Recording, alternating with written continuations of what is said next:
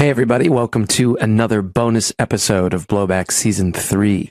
We are very, very privileged in this episode to be able to speak with one of the preeminent scholars on the Korean War in the English language, Bruce Cumings. And you've heard Bruce in the main episodes here and there so far. This is the first of a two-part episode with our full interview with Bruce, and we discuss Japan's empire and its colonization of Korea. We talk about the real origins of the inter-Korean conflict before June 1950, and we go right up until the border clashes that preceded the war.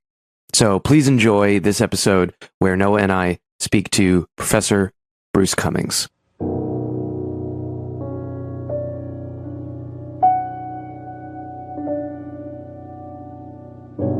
Let's start with a real basic question. What were the reasons that Japan was interested in colonizing Korea? What resources were on offer? What strategic value did it have? And why did the Japanese go through with it as aggressively as they did? Well, when Japan embarked on empire, it was in an alliance with the British, a formal alliance by 1902. But basically, they didn't want to do anything to offend the British or the Americans with the Philippines. And so they colonized their near reaches. Nobody had really claimed Korea, although the Russians wanted to. And there was a real rivalry, of course, with the Russians and the Japanese over Korea, fighting a war in 1904 and 05. So first of all, Korea was just there. I mean, it wasn't like Japan could go to Africa and compete with other imperial powers for colonies. They didn't want to do that. So that's the first reason for colonizing Taiwan and Korea. Second reason initially was to grow rice. By the 1920s, Korea was providing about 20% of Japanese rice. It was only in the 30s that the Japanese did something hardly any other colonizer did, which was to industrialize Korea. Heavy industry in the north, steel, iron, chemicals. The second largest chemical factory in the world was installed in North Korea. And light industries in the south, textiles. What was the basis for industrializing South Korea? Because typically, like, the basis of other empires, right, is that you are generating the raw materials in the colony where they are then processed in the core while elevating the standard of living. What was the basis of having industry in Korea? You know, I don't think any historian has come up with a good answer to that question. The best answer that I know is that the Zaibatsu groups, the big, huge conglomerates, Mitsubishi, Sumitomo, all of these, Mitsui, controlled the Japanese market and had monopolies in a number of industries. So people wanting to establish themselves in textiles could go to Korea and later Manchuria, where the Zaibatsu were not in control.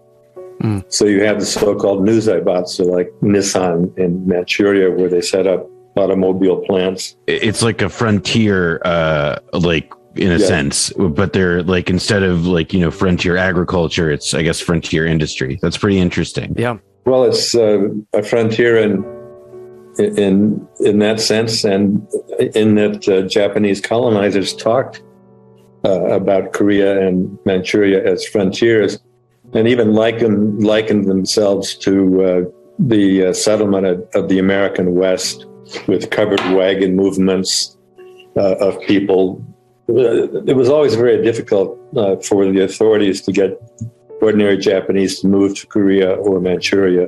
So they provided a lot of incentives, but they had this line, that they were just doing what the Americans did in the American West. Not wrong either, in many ways. But I guess the other factor in all these takeovers would be cheap labor. For at one point, of course, it's just conscripted, but presumably they thought they could pay lower wages in a country that they ran to, maximize whatever value they were getting out of the Korean economy, right? That was absolutely the case, especially the textile industry.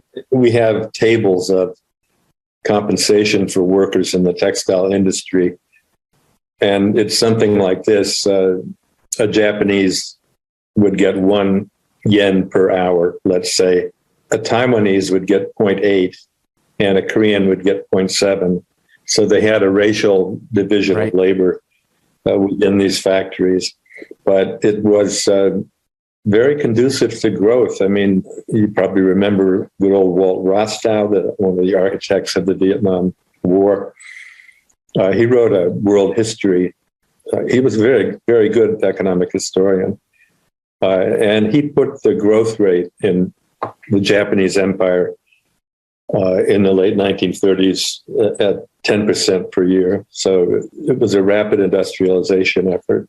Yeah, I think for listeners, like just the context would be that would make it the fastest growing empire by like at least a couple factors at that time in the world.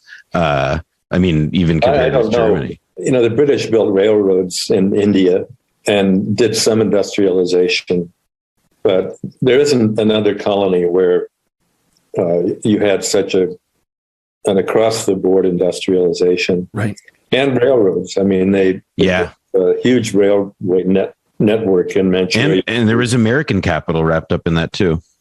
Or pretty earlier years, at least. Well, in these tourist guidebooks for Manchuria and Korea, you see all kinds of American firms advertising, selling Buicks, typewriters throughout the empire, and really up until about 1939. And then they got excluded. There was a lot of American business in the empire, and the Japanese were technologically quite a bit behind the U.S. So, for example, the locomotives for their railways were all made by General Motors. Even the steel tracks for the railroads were American. Jumping ahead a little bit, or perhaps not so much, in the 30s, Manchuria becomes a hotspot of resistance to Japan, especially given that I believe the vast majority of the members of the Chinese Communist Party up there were Korean. There were guerrillas who would later go on, of course, the most obvious example being Kim Il-sung, to form the leadership in the early years of post-liberation Korea. Could you talk a bit about the bona fides of these guerrillas in these years, including Kim? What were they up to? Why was he rising in the ranks? And because this was, of course, something that in later years was called a myth, or that he was an imposter, which is something I thought was kind of a funny thing to see, that people were trying to, of course, spread the idea that this was all somebody else. Well, South Korea and the U.S. maintained that Kim Il-sung was an imposter as a matter of high policy for decades. I think it was around 2005 that I got an email from a colleague at the University of North Carolina, and he said that he had a Korean graduate student who was convinced that Kim was an imposter. And that's about the last time I heard that story. But it was gospel all during the Cold War. And it was so easily disproved. Dae Suk-saw, a very fine scholar of North Korea, wrote a book in 1967 where he laid out exactly who Kim Il-sung was and what he did. It was only about 20 years ago that the full extent of his activities became known. In particular, huge pitched battles with the Japanese in the late 1930s. But the Japanese established Manchukuo, their puppet state, on March 1st, 1932. And they chose March 1st just to stick it in the Korean craw because Koreans had revolted on March 1st, 1919. Within a year or two, there were probably 200,000 resistors of all kinds, guerrillas, bandits, secret societies. But that's when Kim started fighting. In April of 1932, there was a kind of pogrom by the Japanese on Koreans in Manchuria who had left Korea to escape the Japanese. And the North Koreans claimed that about 25,000 Koreans were killed. And this became the basis for one of their most well-known revolutionary operas called The Sea of Blood. There's a book by Chung-Shik Lee done for the Rand Corporation in 1966 called Counterinsurgency in Manchuria. And it was done for Rand to look at lessons for counterinsurgency in Vietnam. Of course. The Japanese, for example, established collected villages where they would group peasants together as a way of getting them away from the guerrillas. But the Japanese were unbelievably brutal. They would just wipe out entire villages if there was resistance. And they had fiendish torture methods so that from the guerrilla standpoint, if somebody was captured by the Japanese, they just assumed, they had to assume that they gave up all the names, all the information the Japanese wanted. Kim was never captured, which was a real source, obviously, of his prowess and his survival. One of the most interesting things is that the Japanese in the late 30s sought to play up their counterinsurgency by pitting Kim Il-sung and other guerrillas against Koreans who were fighting for the Japanese. Kim Il-sung became a colonel in the Japanese military and was given all kinds of medals for chasing down Korean guerrillas. And so you had just the worst kind of internecine conflict between Koreans. And, as the years have gone by and various new kinds of scholarship have come forward, I've just come to believe that the Korean War had its first origin in the conflict between the guerrillas and the Koreans, so that the Japanese got to fight the guerrillas. But Kim fought for about a decade in just the worst kind of circumstances. Manchuria, has winter temperatures like minus 30 degrees. And shortly before Pearl Harbor, he went to a camp on the Sino-Russian border, which was run jointly by Chinese communists and Russian Soviets. And that's basically where he stayed for the next 4 years, which was smart because when the U.S. joined the war, everybody knew that was going to end with Japanese defeat sooner or later. Mm-hmm. There were all kinds of myths about Kim, and one was that he was a complete Soviet stooge, put in power by the Soviets, which isn't accurate, although the Soviets supported him. They wanted him to be a defense minister in the first North Korean government. But he was very smart at maneuvering politically, and he had the ironclad support of his own group of former guerrillas. One of the sort of shibboleths about Korean politics is you get three Koreans together and you get three factions. And there was a lot of factional politics in the South, but Kim's group was coherent and loyal and managed to get the best of the other factions. No one could deny Kim's heroism in the 1930s, and that was just a huge part of his, position in the North. Right. On the flip side, what at this time, before liberation, what was the future South Korean leadership up to? Syngman Rhee is, of course, the most notable figure there, but maybe you can give us an idea of what those figures were doing at the time. Well, Syngman Rhee was 75 at the end of World War II.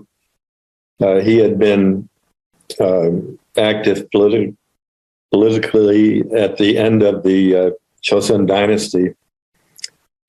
but had also been jailed by the Koreans in the Chosun dynasty for protests and things like that around the turn of the century.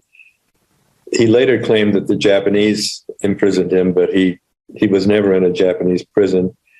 He went to the U.S. and got a degree from George Washington University and then a PhD from Princeton around 1910 or 11. The PhD was seen by Koreans as the equivalent of their old top Confucian degree.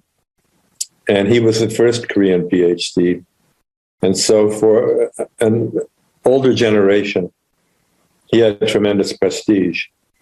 But he was out of the country for 35 years. He was in exile in the U.S., in Hawaii most of the time, but also Washington. And he became notorious for being an extremely stubborn person to deal with. He was accused of misusing funds that Koreans had raised for his organization. And he became a huge pain in the ass for the State Department by constantly calling himself plenipotentiary leader in exile of the Korean Provisional Government. That government, of course, never governed in Korea. It was formed in 1919 in Shanghai and was pretty strong in the 1920s, but by World War II, it was weak. And the U.S. refused to recognize it. It was also dependent on Chiang Kai-shek and the nationalist government. There were about 600 Koreans in Chungking during World War II, most of them students and intellectuals, although they marched around like they were an army. That basically became the legitimator of the South Korean government, the Korean Provisional Government. But I mean, by contrast, the Polish government in exile in London fielded 90,000 troops to fight against the Germans. And there were skirmishes by nationalists throughout the colonial period, mainly in China. But there just isn't any way that the activity of the provisional government and the elites connected to it can be compared to what Kim did. Yeah, I mean, it seems as though, with the exception of Syngman Rhee, maybe a couple others, the rest of the South Korean government, as it grew out of the U.S. occupation, was rife with collaborators from the Japanese colonial era. Well, the U.S. set up a military government in Korea in 1945, and it lasted 3 years. And the Americans hired every Korean they could find who had served the Japanese, including large numbers of Koreans who had been in the hated Japanese National Police. In 1946, I think about 75% of the police force had been Koreans, made up of Koreans who served the Japanese. It was just the stupidest, decision. I don't know if there ever was really a decision. They just hired people that they thought were experienced. Years ago, I interviewed Leonard Birch, who was a civilian advisor to General Hodge, who ran the occupation, and was widely thought to be the most knowledgeable American of what was going on in Korea. And I asked him about collaborators with Japan, and he said, basically, we thought if they were qualified, we should hire them. And it so happened that most of the qualified people had worked for the Japanese. And it was a fateful decision because, particularly in the forces of order, you essentially had a Japanized national police and a Japanized armed forces. I mean, in 1948, Americans were complaining about the South Korean army doing banzai charges and other kinds of Japanese battlefield techniques. And Kim Seok-wan, who had chased Kim Il-sung in Manchuria, became a general in the South Korean army and was commanding the 38th parallel all through the summer of 1949. And then people wonder why you had a civil war. Yeah, I was about to say that's a rather burning case of unfinished business there. Well, I think it's important that 5 years seems like a long time when you're young, but later on, 5 years goes by and very quickly. And the 38th parallel was 5 years old in 1950, and no Koreans accepted it as a permanent barrier or a permanent line. And to have Kim So-kwon defending that and claiming that he was going to attack North Korea, he did this all through the summer, including in private meetings with the United Nations Commission on Korea. Exactly a year before the war, in June 1949, he told them he was going to have breakfast in Haeju, lunch in Pyongyang, and dinner in Sinui-ju on the Chinese border. And they didn't make a peep. I mean, they didn't do anything about it. That's my next question, actually, is to start to get into this, to actually get into the outbreak of the war. The Korean War, of course, is often dated to June 1950, June 25th. You have argued otherwise, as have many others, I think, by now. What is a better way to understand the origin of the war as opposed to that date? Well, I think the proximate origin of the war really occurred on Jeju Island, which is an island off the southern coast of Korea, which had been led by People's Committees for 3 years. People's Committees were all over the peninsula in 1945. The U.S. military government supported the suppression of People's Committees through much of South Korea, although in the Southwest, which was a heavily leftist area, the U.S. actually worked with People's Committees for about a year in 1945 and 46. But by late 1946, there was a major rebellion, basically over the suppression of the People's Committees. So that issue of People's Committees that were left-wing, but were quite diverse, with landlords being members of committees here and there, and something the U.S. could work with for a year in the Southwest, and should have worked with throughout the time of the U.S. military government. Anyway, on Jeju, they were unmolested for 3 years. And then when the U.S. prevailed upon the UN to sponsor a separate election in South Korea in 1948, there was a revolt in Jeju. That revolt went on for about a year and a half before the Korean War. And it involved an unholy slaughter of ordinary people. There were about 300,000 Koreans on the island, and 30,000 were murdered, so 10%. And then another large number went to Japan and still live mostly in Osaka, even today. And I think the violence was just, almost unbearable to repeat. Pregnant women being disemboweled, things like that. And this was led by Korean officers who had served the Japanese. And I think that particular experience, which then extended to the mainland with guerrilla war in 1949 and 50, I think it made the North Korean leadership think, we're not going to put up with this anymore. Our brothers and sisters are being slaughtered in the South. So you had the suppression of People's Committees, the Jeju Rebellion, the guerrilla war, mainly in the Southwest, and then border fighting in the summer of 1949. I was going to ask next, could you describe a bit about the border clashes that went on for quite a long time? How big were these clashes? I think, it's a matter of record that you and others have reported. It was often instigated by the South, but probably the majority were instigated by the South. What were these like leading basically straight up to the war itself? Well, they were forays across the 38th parallel, often to gain some sort of strategic advantage.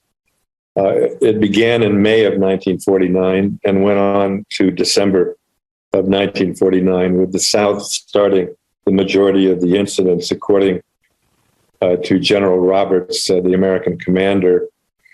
And it came to a head in the first week of August in 1949, when the South attacked on the West Coast to try and capture a promontory that would give them a vision of the plains leading up to Pyongyang. And they took that promontory, a small mountain, and then the North Koreans counterattacked and beat the hell out of them. And the Ongjin Peninsula, which juts south of the 38th parallel on the west coast, was nearly lost.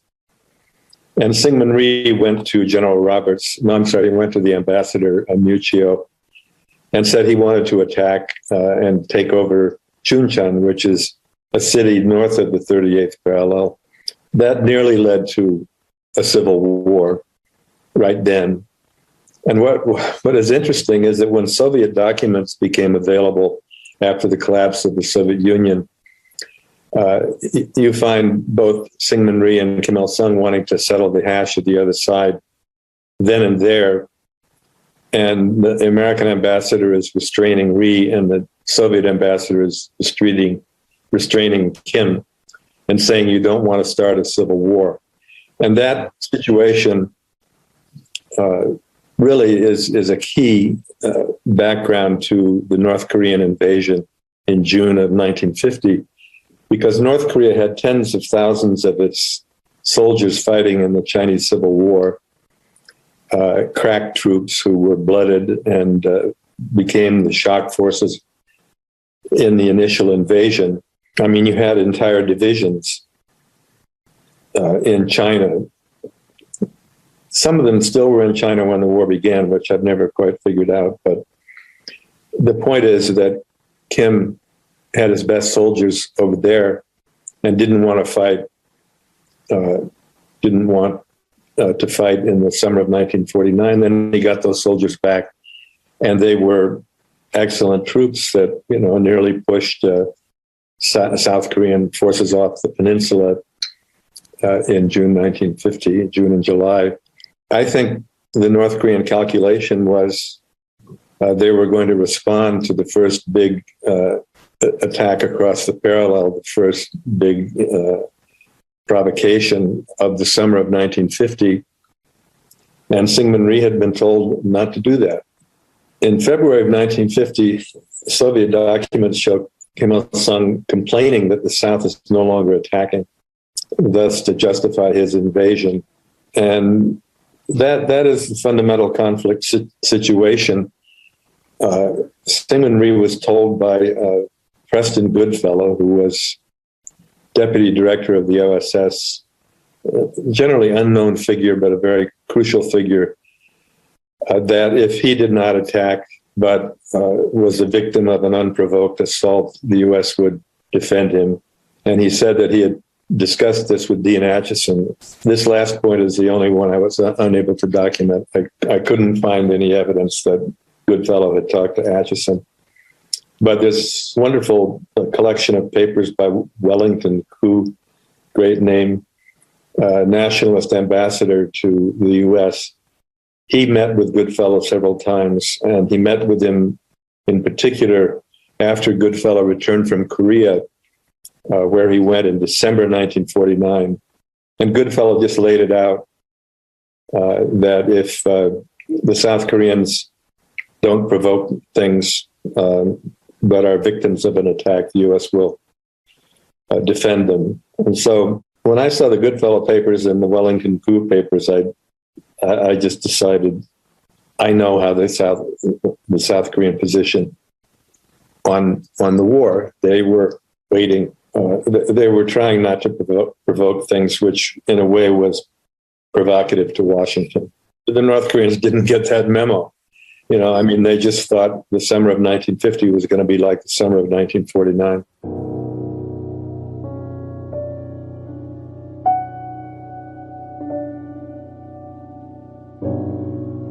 All right, so that was the first piece, the first part of our two-part interview with Bruce Cumings. We'll give you the second one down the road here in these bonus episodes. And next time, get ready for something completely different. Bye.